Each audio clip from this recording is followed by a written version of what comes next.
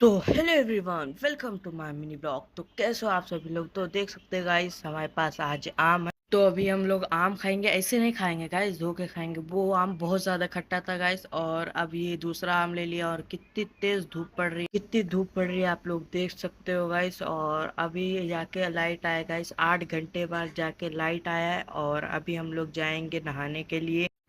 मेरे गले के पास आप लोग थोड़ा ज़्यादा ध्यान मत देना, वो दूसरी चीज़ है गाइस।